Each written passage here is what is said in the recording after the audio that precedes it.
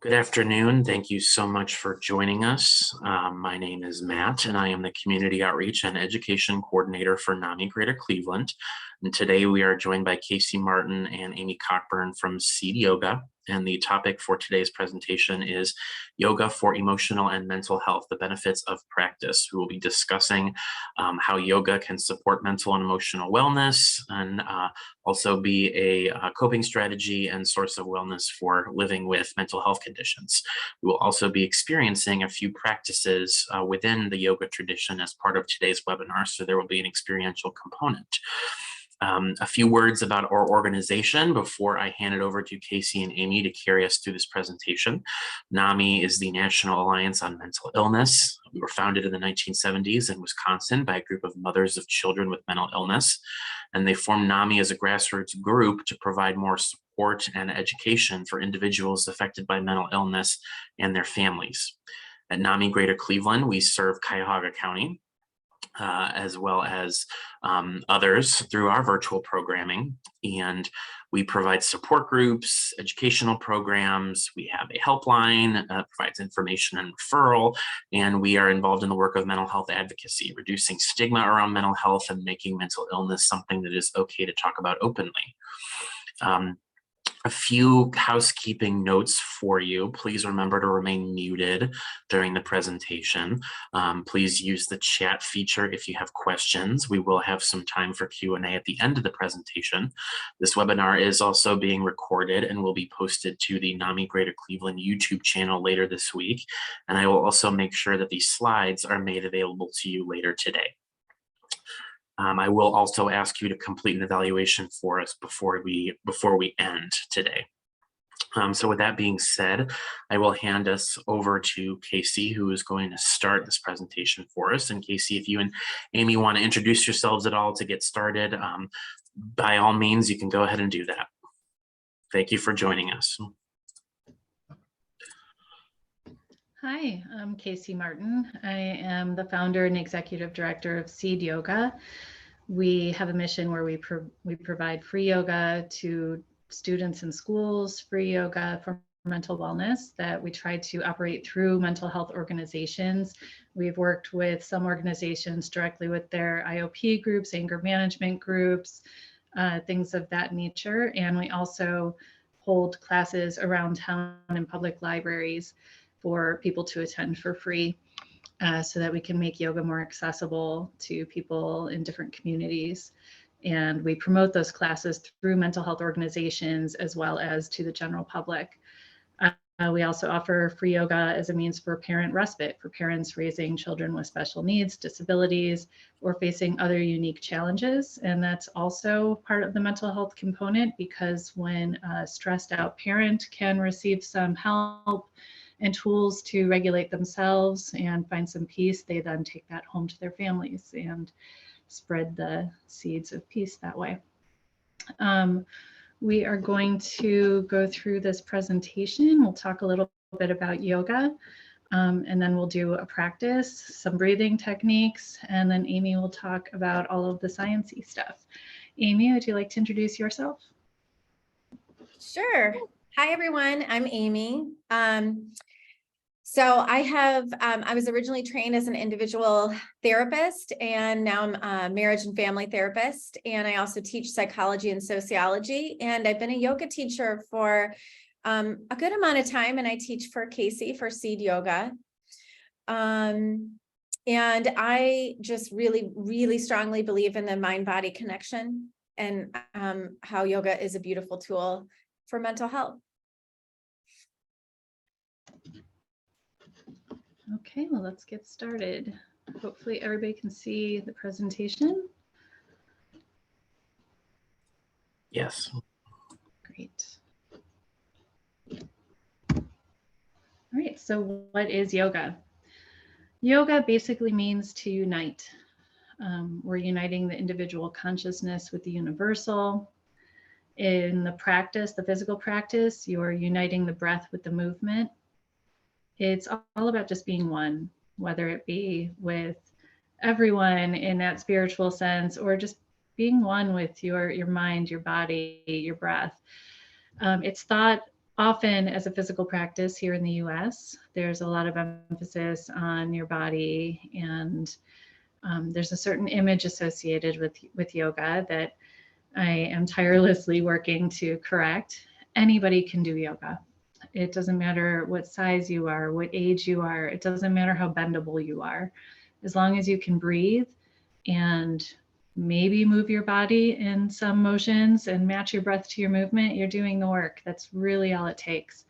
The physical part can be a nice byproduct, but it doesn't necessarily have to be the main goal. The main goal is to use the breath, the movement, the relaxation or meditation to clear the mind, ascend from your ego to your higher self, and find some peace. Let's see. And we will be showing you how yoga can help with different types of mental disorders. The breath, as I mentioned, is more powerful than the physical component. In fact, some people, when they say yoga, especially if you talk to somebody from India where it originated, many people will say yoga when they are only talking about the breath practice or the meditation practice. It's only here in the US where it seems like the word yoga is associated with the physical asana. And we will go through some breathing techniques. So the main breath in a yoga class that you would attend here is called Ujjayi breath, also referred to as the waterfall sounding breath.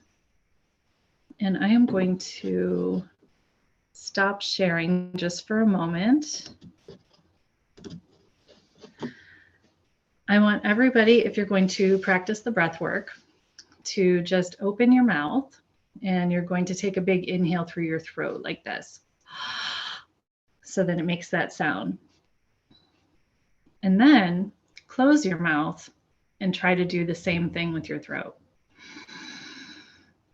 And then breathe out the same way. And that is all Ujjayi breath is. It's like you're breathing through your throat, but with your mouth closed. As opposed to a lot of times a yoga teacher will tell you to open your mouth and fog up your mat like you're fogging up a mirror. And that is what the exhale should sound like.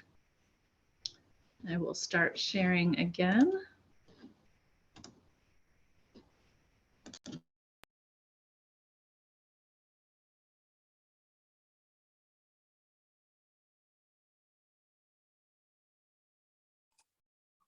Casey, you're muted.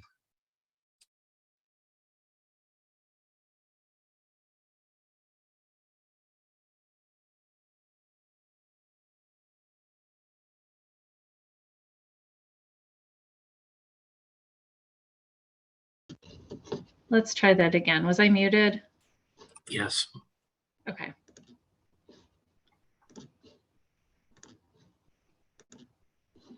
Okay, can you hear me? Yes. Yes. Thank you. Thank you.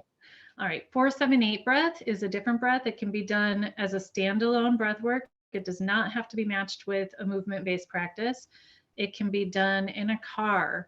It can be done in a classroom, at a workplace. It's one of my favorite breath work because nobody needs to know you're doing it. It's a very private, personal thing. It's very good at calming anxiety. And it just happens to be something that started more in therapy, and we yoga teachers kind of stole it because it works so well. So 4-7-8, you just inhale for 4 counts, hold your breath in for 7 counts, and then exhale for 8. So I'll go ahead and count this one if you'd like to try it. Inhale for 4, 3, 2, 1. Hold it in. 7, 6, 5, 4, 3, 2, 1. Exhale for 8, 7, 6, 5, 4, 3, 2, and 1. That one is best done at the very first signs of any anxiety. And like I said, it can be done anywhere. So use that all the time, as much as you need to. Nobody will ever know. B breath is another personal favorite. And if you could just watch the screen with me on it instead of the presentation, I will demonstrate. Deep breath, you're blocking out the other senses. And if you're in a busy office, you might not want to do this, but if you have a door closed or if you're working from home, it would be great for you to try. If you can't try it out in public right now, if you want to try it later by looking at the presentation, it's wonderful. So this one, you would plug your ears, not by sticking your fingers in your ear, but just by pressing on this little part right here. Close your eyes by covering them with the rest of your fingers. Take a deep inhale through your nose, and when you exhale, you're going to hum. So it's like this.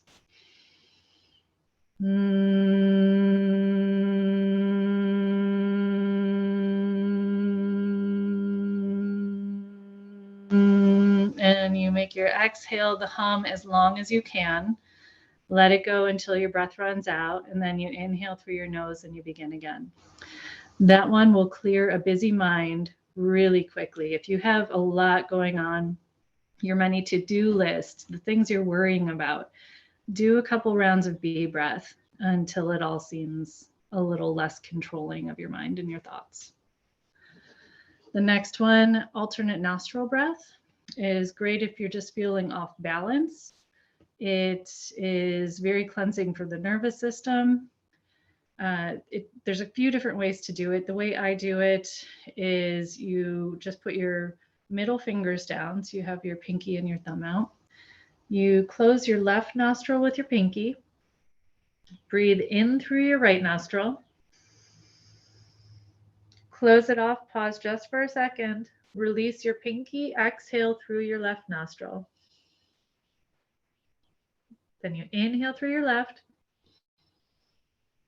Close, pause, exhale right. Inhale right. Close, pause, exhale left. Inhale left. Close, exhale right. And we'll stop there. Release your hand, resume your natural breath. And the last type of breath work I will show you is just called square breathing or box breathing. It can help to slow the heart rate, increase oxygen to the brain, decrease anxiety also. All of these types of breath work have their use, but they are all calming in their own way. So square breathing or box breathing, you'll inhale, hold the breath in, exhale, and hold the breath out, all for the same count. And we'll start with the count of 5.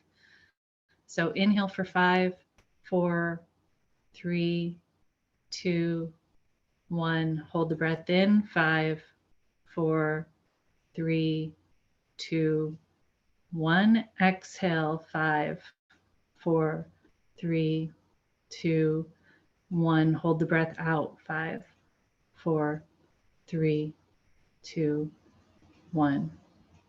And that is one round of square breathing. Go ahead and resume your natural breath. I hope that when this presentation is over, you go back and continue trying these with more rounds. In India, they'll do an hour of pranayama or breath work every day. People will wake up and they will just do their breath work.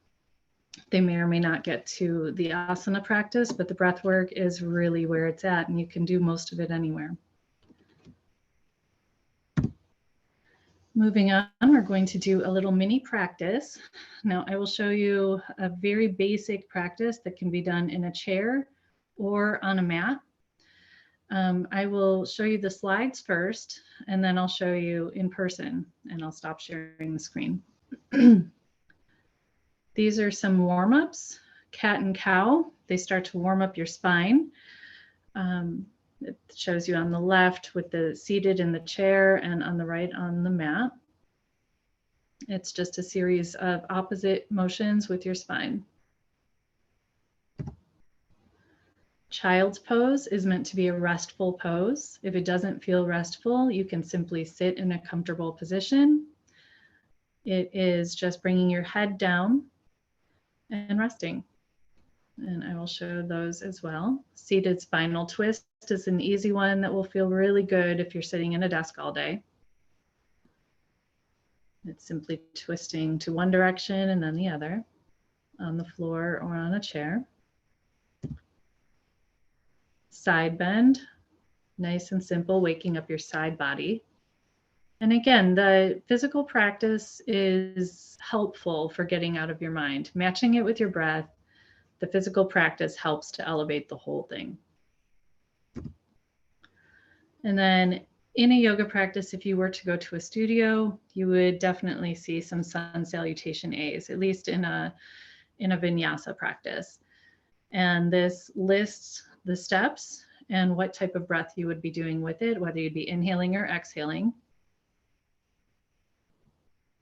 And then frequently you would finish the class before relaxation with a hip opener. And this is a very basic hip opener. So now I will stop sharing and show you practice. I'm going to adjust my screen just a little bit.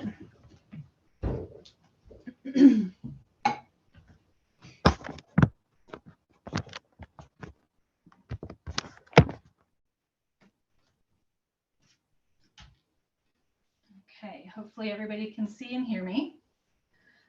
So we'll start with the seated cat and cow. For cow, you would push your belly forward, bring your shoulder blades closer together, maybe tip your chin up toward the ceiling, and just lean back and open everything up. And then to switch to cat pose, you would round your spine, tuck your chin, pull your belly button in, and look down toward your belly. Shoulders are slightly forward. Again, cow pose and cat pose. And then we'll switch to child's pose. In a chair, you would just simply scoot your bottom back toward the back of the chair. Just bow down. You can hug your knees or your lower legs or grab behind your thighs. And just allow yourself to hang and snuggle in and feel comforted. For the seated twist, is that what we have next? I believe, yeah, it's the twist. We will inhale our arms up, maybe look up toward your fingertips. Bring your right hand to the outside of your left knee. Bring your left hand to the back of the chair, or you could grab underneath the chair. Inhale and sit up nice and tall with your spine. Exhale, twist toward your back hand. Take a couple breaths anytime you get into a pose, just to settle in. And then inhale, coming back to center. Exhale, your left hand to the outside of your right knee, your right hand to the back of the chair or the bottom of the chair. Inhale, sit up tall, and exhale, twist toward your back hand. Inhale, coming back to center, and then resting your arms. For a side bend in a chair, you would simply hold on to the outside edge of the chair. Inhale your arm to the sky, and then take a bend. Make sure you're just feeling it all in your side body here. And then switching sides.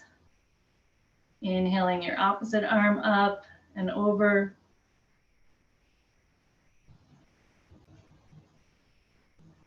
And exhale, coming back to center. Now, sun salutation A. In a chair, there are so many different ways of doing chair poses. There's just as many ways as there are teachers. I'll show you one way. If you're curious about other ways you could get this done, you can always Google it. There are so many YouTube videos. There's even little pictographs you can find just by doing the Google search. So you would inhale for tall mountain. Option to look up toward your fingertips.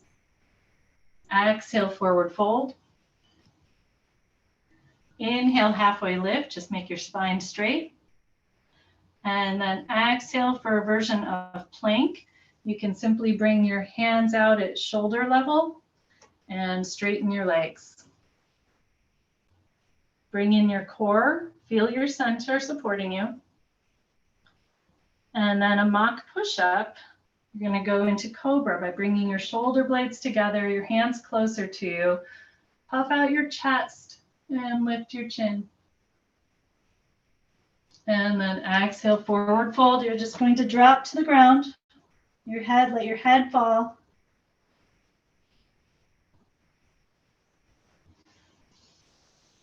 A downward dog, you would just reach your legs out long, your arms out, and again, just feel your center. And you would come to a mountain pose, either with your hands out, palms facing forward, or you could always bring your hands to prayer, feel some gratitude, or go to an intention. I will show you quickly the same thing on the mat.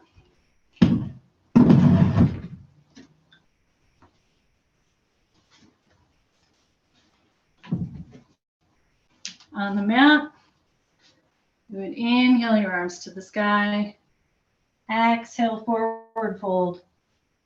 Inhale, halfway lift. Exhale, plant your hands. You would step back to a plank pose, straight line from the top of your head out through your heels. Option to lower your knees to the mat. Exhale, lower all the way down. Again, your knees can be down already. Inhale for a cobra. And then you flip your toes over. Exhale, lift your hips for a downward facing dog. Those are the things that we would do during a basic yoga class. Sorry for the chair noise.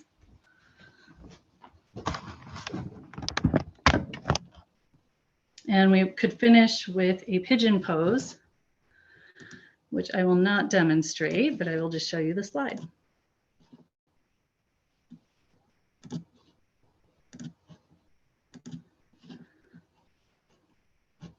All right, can everybody see the presentation again? Yes. Great. So seated half pigeon, you would simply sit in a chair and do one leg at a time by reaching your ankle on your opposite thigh just above the knee. Just feeling your hip begin to open a little bit, and then you would switch sides. If you're on the ground, you would make a figure 4 with your legs, like shown in the picture on the right.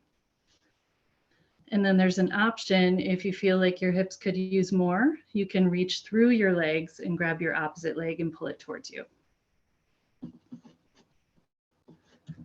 So that is a very basic yoga session. Our classes that we do for mental wellness that we promote through NAMI might have a very slow moving version of either the chair or mat-based version of what I just showed you. We give many options for beginners. And we focus more on the breath work at the beginning, the relaxation at the end, and giving options so that everybody feels comfortable and well attended to. A typical yoga class concludes with relaxation or guided meditation, which I will lead you through a very short one now. When you go to a typical class, it usually does not end with the guided meditation. It's usually done with silence or with relaxation music. Sometimes there are musical instruments that are brought in that are tuned to different notes and tones and even frequencies that are intended for balancing energy or for increasing relaxation. I'll typically bring, I have a couple different kinds of chimes that I bring to my classes that people really like, that relax them really quickly. So for our purposes, we're going to do a short body scan awareness relaxation. So if you are comfortable doing so, please just get comfortable in your seat, or if you're at home on a couch or a comfy chair, and close your eyes. And first come up with an affirmation. A statement that can begin with I am. I am relaxed. I am content, capable, loved, whole. Those are just some suggestions or ideas if you're having trouble coming up with one. Some examples. So just think of your I am statement, something you want or you desire, and then reframe it into an affirmation.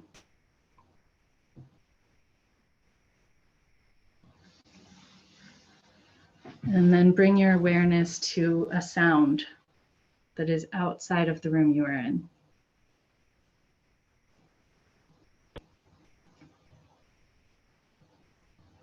Now bring your awareness to a sound in the room.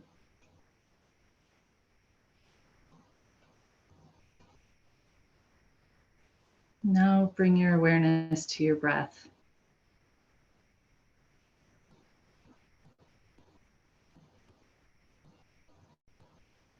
We'll do a short body scan, bringing your awareness to any body part that I mention without judgment, without dwelling, and without movement.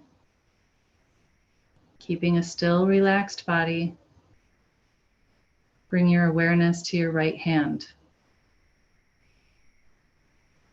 Right hand thumb, second finger, middle finger, ring finger, pinky. Palm of your right hand, the back of your right hand, wrist, forearm, elbow, upper arm, shoulder, armpit, the right side of your waist, hip, right upper leg, knee, lower leg, ankle, heel, sole of your right foot, right big toe, second toe, third toe, fourth toe, little toe, the top of your right foot. Bring your awareness to your left hand thumb, second finger, middle finger, fourth finger, little finger, the palm of your left hand, the top of your left hand, left wrist, forearm, elbow, upper arm, shoulder, left side of your waist, hip, upper leg, knee, lower leg, heel, sole of your left foot, left big toe, second toe, third toe, fourth toe, little toe, the top of your left foot.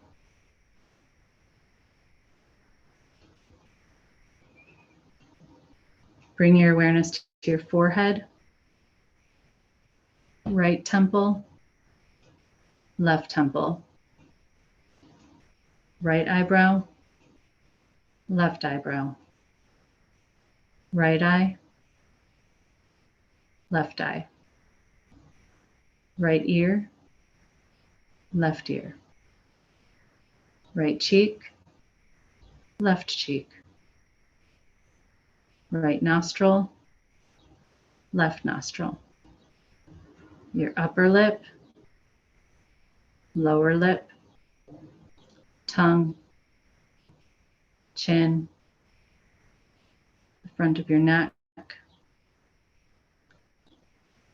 right collarbone, left collarbone, right side of your chest, left side of your chest, your heart center, your upper abdomen, navel, lower abdomen, the back part of your hips, your lower back, mid back, upper back and shoulders, back of your neck, back of your head, the crown of your head, your whole right leg, whole left leg, whole right arm, whole left arm, front of your body, the whole back of your body, your whole head, your whole body sitting comfortable and relaxed. Bring awareness to your breath. Feel each breath filling your belly and each breath releasing fully. Each inhale, imagining a white light traveling down your body.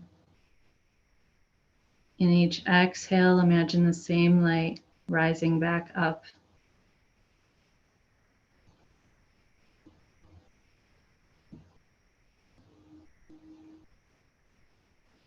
Imagine the sensation of feeling very warm.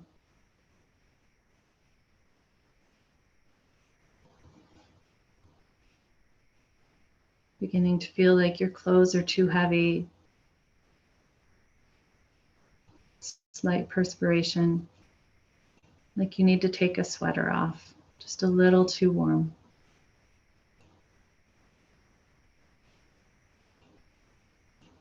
Now let that go.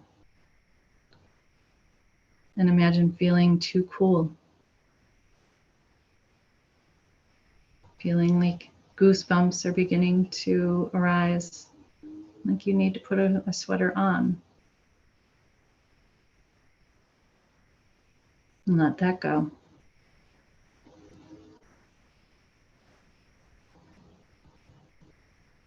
Imagine taking a walk in the woods. The smell of spring all around you. Birds in the tree, the crunch of fall's leftover leaves beneath your feet. Beautiful rays of sun peeking in through the branches of the trees. The smell of damp soil. Just the overall peace of being out in nature.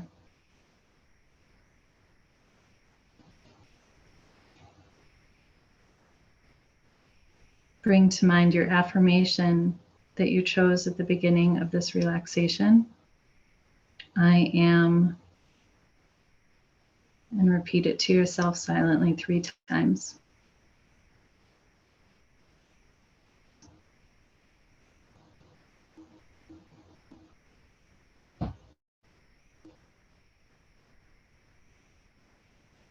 This relaxation is now complete. Begin to bring awareness to the sound of your breath.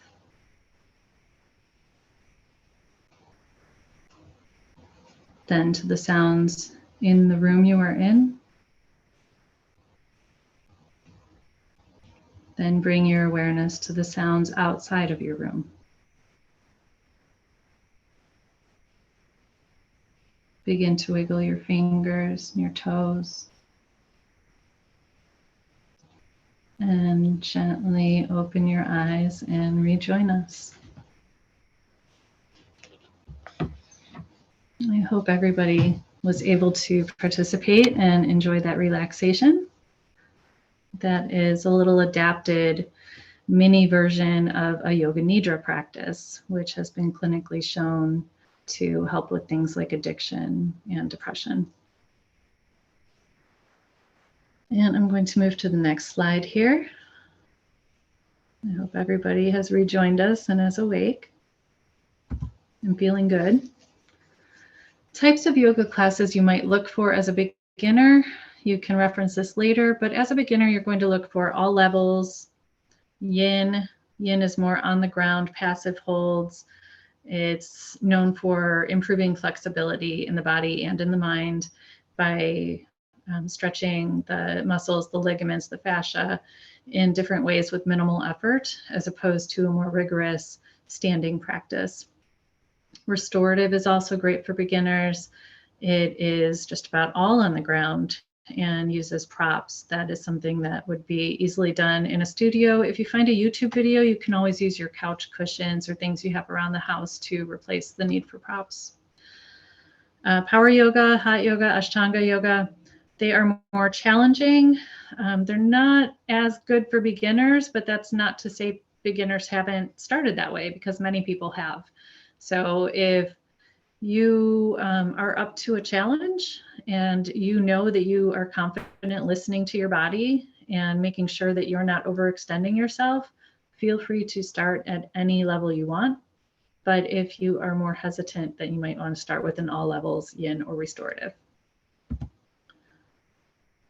And I will pass the presentation to Amy,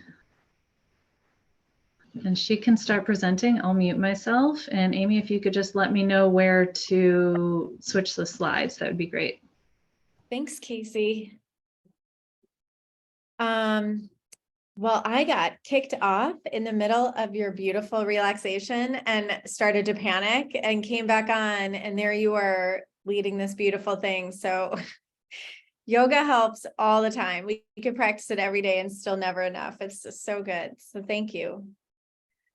So I want to talk a little bit about yoga and mental health.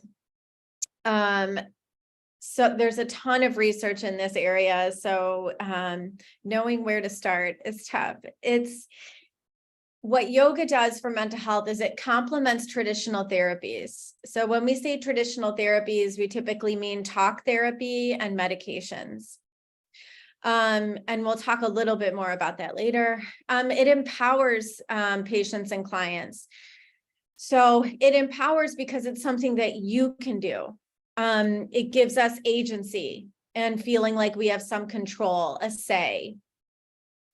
Also, it can fill treatment gaps and waiting times. Sometimes it can take weeks to months to get in to see a therapist or a psychiatrist for a prescription. Also, it assists in symptom management and recovery. So again, more with how it complements traditional therapies. We'll talk a little bit more about that later. And prevention is key. So having these practices in place, so when things happen in our life, we have the coping skills, we have the tools to help us get through. So how does yoga help? Well, the research, it's in the past has mostly been with depression and anxiety because that is so common, especially in our culture.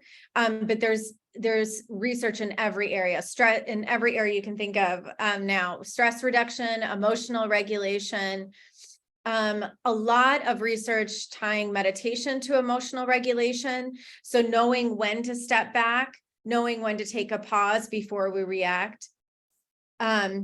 Improve mood and well-being, improved cognitive function all around. There's a lot of research on just increasing gray matter in the brain, especially with meditation.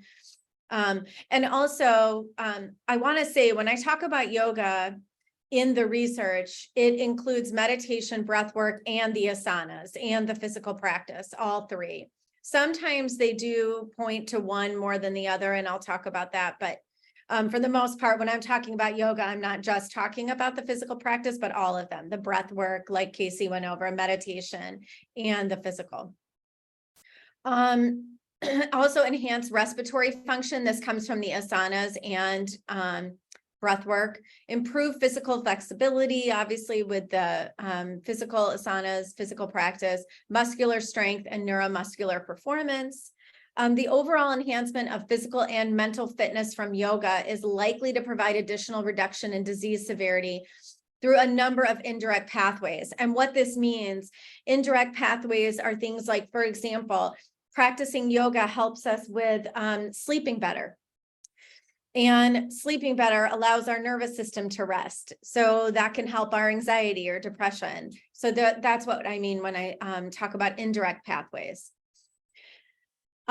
So research, there's so much, like I said, research on now and still going on the conditions that yoga helps specifically, but PTSD for sure, schizophrenia even, OCD, addictive behaviors. There's a lot of work on addiction and yoga and meditation and breath work and how that can aid in healing people with substance abuse.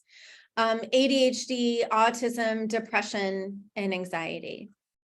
If you could switch slides, Casey. Thank you. Okay, yoga and the brain. So this is just something that I wanted to say in general about yoga before we get into the specifics in the brain. It's not just about being calm. A lot of people think that if you practice yoga, you're just going to be calm all the time. It's not necessarily that it's an all the time state, but it's about building this connection to your body and to your breath and to your mind. And it's about being able to come back to yourself, coming back to a center. So there are times when we're going to not perfectly regulate our emotions, or there's going to be stress, things like that in our environment. And so yoga helps us bring ourselves back again. It's about building confidence in our own agency over our body, over our breath, and over our mind. And this is what we practice in yoga. So how does yoga specifically affect the brain? There's a few different ways. And I'm just going to look at my notes a little bit. I want to make sure I hit on things that I wanted to hit on. So neurotransmitters, mostly there's a lot of research on serotonin and dopamine. Most people are familiar with these two. These are kind of the feel-good hormones. Studies on meditation have shown for sure an uptake in both of these, in serotonin and dopamine. Also relating to that, breath work, slow, deep breathing, stimulates the vagus nerve, which also helps to up serotonin and dopamine.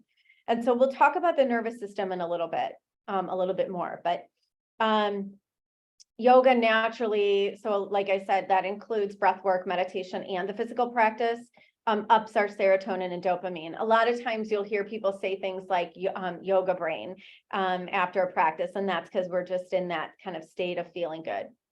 And the more you do it, the longer that stays.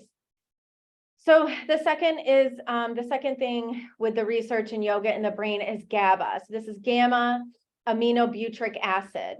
And yoga can affect our mood by elevating levels of GABA. And this is associated with better mood, decreased anxiety. It has a calming effect. Specifically, it reduces neurons' excitability throughout the nervous system. So lots of research in that area. If you can forward the slide, Casey, thank you. Yoga and anxiety specifically. So yoga allows us to regain control of our mind.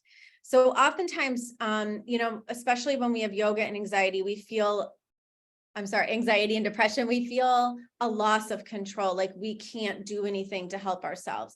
And yoga really allows us to see that we do have some agency, that we can make a difference. So one way is breath work. Deep, slow breathing is associated with calmer states because it activate the parasympathetic nervous system. I'm going to go over the nervous system a little bit towards the end.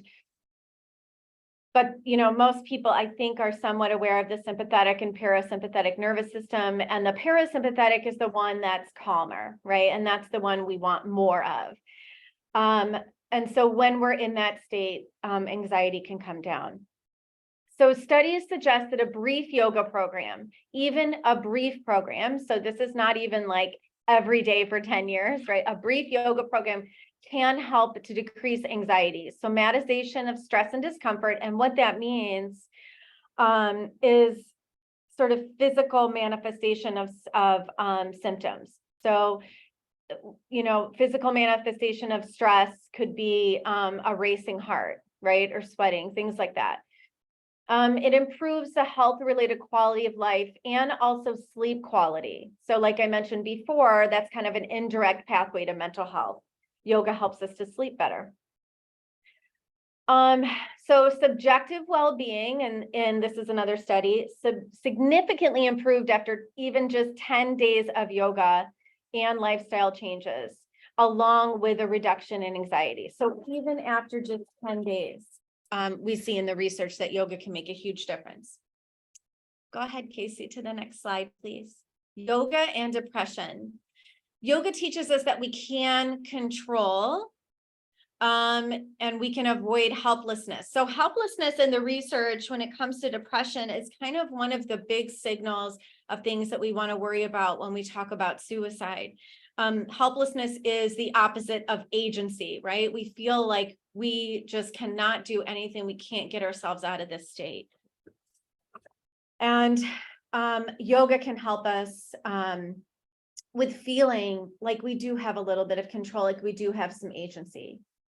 So lots of studies find that yoga can decrease symptoms of depression. In fact, some studies show that yoga is just as effective as antidepressants and even exercise in reducing symptoms of depression.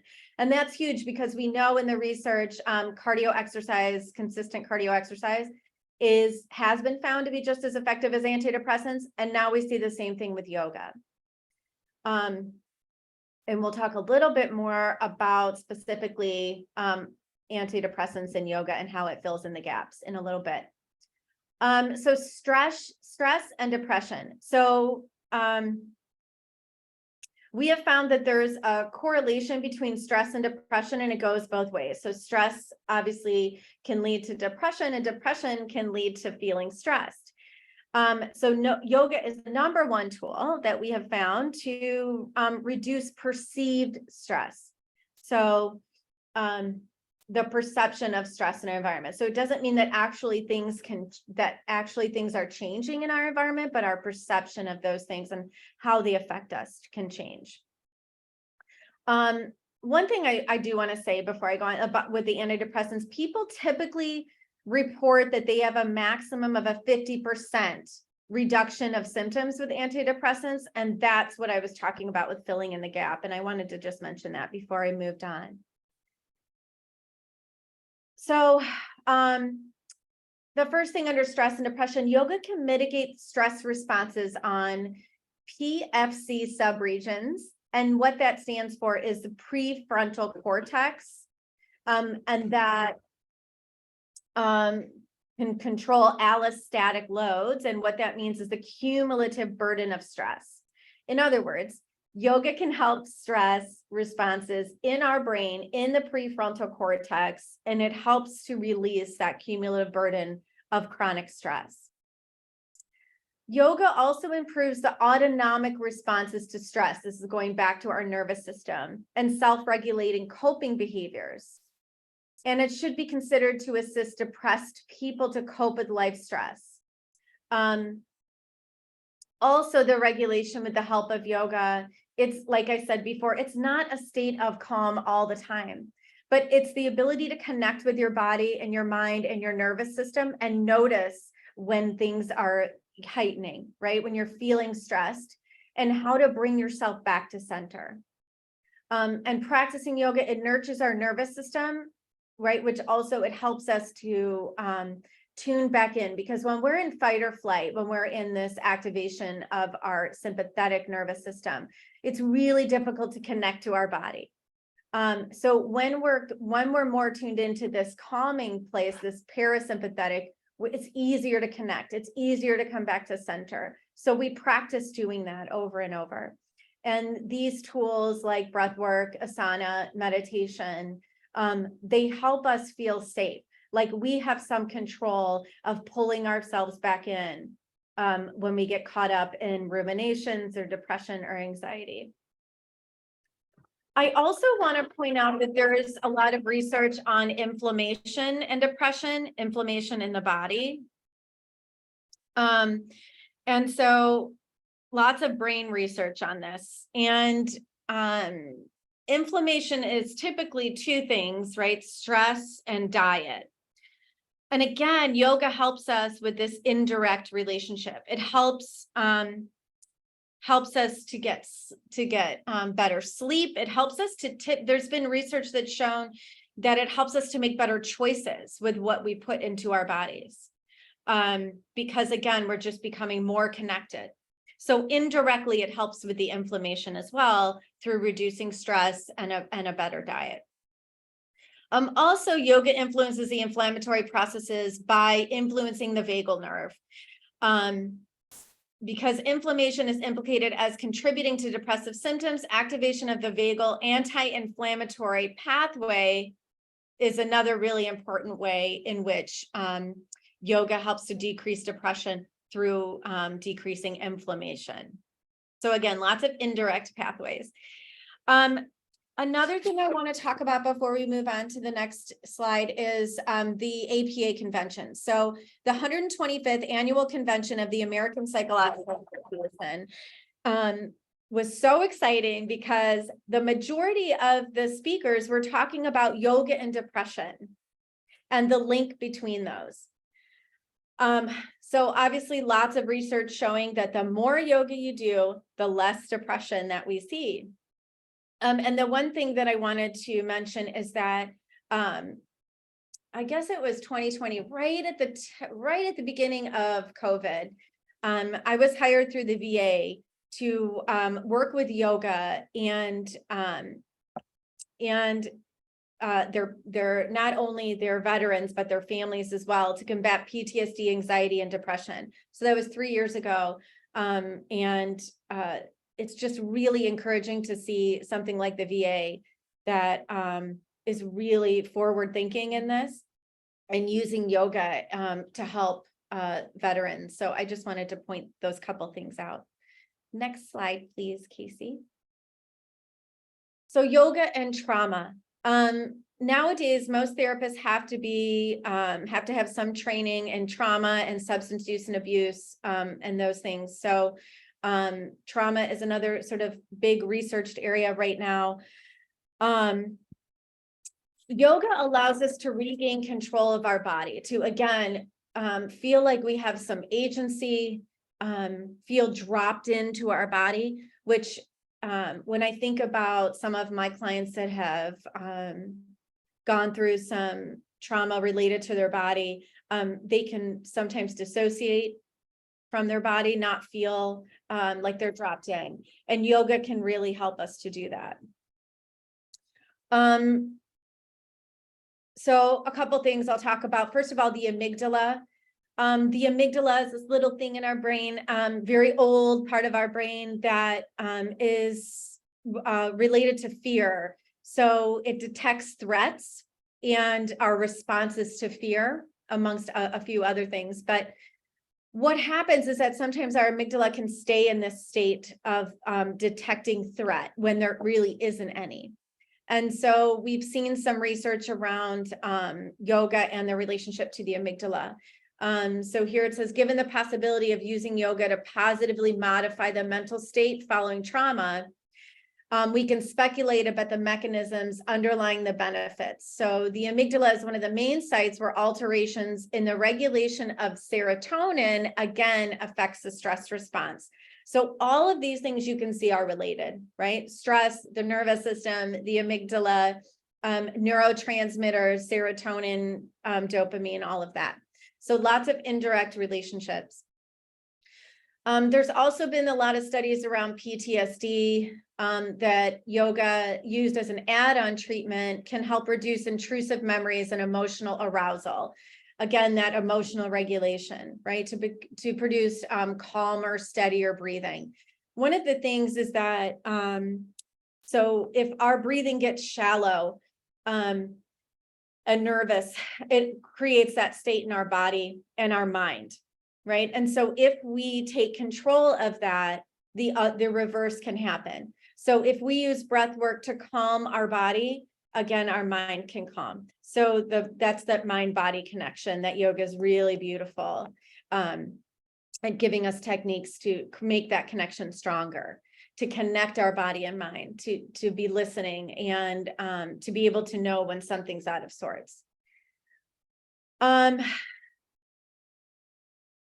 So also these studies suggest that certain changes in neurotransmitters following yoga may be responsible for the improved psychological state in trauma victims. Okay, next slide. Okay, so last thing, I know I have to get this going. So what's missing? The nervous system, that's what's missing. So it's all about the nervous system, and traditional therapy with meds and even talk therapy is missing the nervous system. And so depression, anxiety, stress, trauma, they all live there. And I did talk about it a little bit, so I know we're short on time. But the sympathetic and the parasympathetic, the sympathetic part of our nervous system, this is part of our autonomic nervous system, is the fight or flight. The less time we spend in that, the better. And yoga helps us to spend more time in this parasympathetic, right? So think of sympathetic as gas and parasympathetic as the brakes. And yoga directly addresses the nervous system. Through breath work, through meditation, and through the asanas. And this is why yoga is a key for mental health, mainly through the nervous system and connecting the mind and the body. Just a couple other things, ways to regulate our nervous system: getting outside, spending time in nature, movement, including yoga asanas, fasting from your phone, cold water therapy, and yoga, meditation, breathwork, and asanas, specific poses to soothe the nervous system, like Casey showed, child's pose. Legs up the wall. If you can Google that pose, legs up the wall. It's a beautiful pose. Stay in it 10 minutes if you can, even before bed at night. It will help you to sleep better. Any forward fold, and finally supported bridge pose, which you use a block under your sacrum. It stimulates the vagus nerve and helps to relax our nervous system. Okay. Thank you, Amy. Real quick, some local yoga resources. Again, I told you the types of classes you might want to look for based on your level of comfort. But some of these studios are studios we have worked with. If you're more on the south side of town, Modern Yoga has locations in Strongsville and Brecksville. If you're on the east side, Cleveland Yoga in Little Italy. If you're west side, downtown, anywhere near there, Lakewood Yoga, Avon Lake Yoga in Avon Lake, studio at Doc Watson's in Amherst. Cultivate Yoga is another nonprofit. It has locations in Lakewood and Avon, and it's 100% donation based. So yourself, your clients, your loved ones, they can go there, they can take a class for free. Donating isn't even part of the registration process. You go to your class and you can donate later. If you love it, you can become a monthly donor. You can also find classes in local gyms, community centers, YMCAs. Yoga's literally everywhere. You can go to the studio's websites, see their pictures, their marketing, see if they have people that reflect who you are, so you'll know ahead of time if you'll feel comfortable going there or not, and see what their class offerings are like. Just Google yoga on a Google map, and it will show you all the studios near you. We offer those public classes, and we change our schedule monthly. seedyogaohio.org/mental health. The link is part of the presentation, so you can revisit it later and see our monthly offerings. Any questions? Thank you, Casey and Amy, for that presentation. I definitely learned a lot and really appreciate the practices, the guided meditation, the breath work. Just seeing some nice comments in the chat from people expressing appreciation for this. It looks like Monica has a question. Feel free to unmute yourself if you'd like to ask your question. Hi, my name is Monica Mataya. I'm with Metro Health, and I have the Mom's House, which is a sober house for pregnant women with opiate use disorder. And as with many substance use disorders, there's usually a dual diagnosis. Are there any concerns for yoga with pregnant women, in your opinion? And then I have a second question. Are there any recommended mental health yoga studios in the Columbus area? I am not familiar with the offerings in the Columbus area. I would be happy to look into it and get back to you. As far as pregnancy, yoga is definitely used by pregnant women. There are people that get specialized training to do so.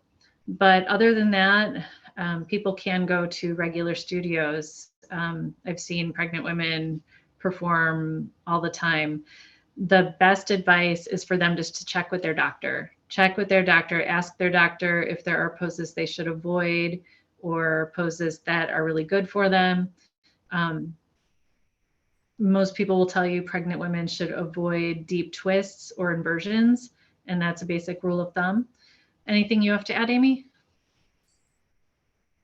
Well, I just added a website in the chat. Tommy Rosen, great website for people in recovery and the benefit and how yoga can help.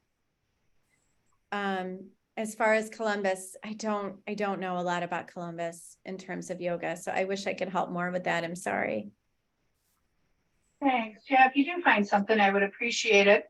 And again, so, you know, all of my women are on Medicaid, so certainly couldn't pay for yoga, and that's okay. I guess it would depend on if they have an organization like ours there, or if they have a nonprofit donation-based studio such as Cultivate. My guess is there is probably some type of donation-based offering. It just might take some searching to find it. I will look into it. And Monica, if you want to share your email address or something, I can get back to you with whatever I find. Thanks. I'm hoping eventually to spread seed yoga to other parts of Ohio, but I need to get the foothold here locally first. Any other questions? I would like to remind you to please complete the evaluation for this presentation. I will put the link in the chat once more. We are past 1 o'clock, so there's no other questions. We will conclude the webinar. It looks like Monica just put her email in the chat, and I'm going to save that also so I can send it to you, Casey. So hope everyone has a great day. Thanks again to Casey and Amy for generously donating their time and expertise to educating the NAMI audience on this topic and for highlighting the work of Seed Yoga. So hope everyone has a great rest of your week and enjoys this sunny day. Have a great day. Thank you. You too.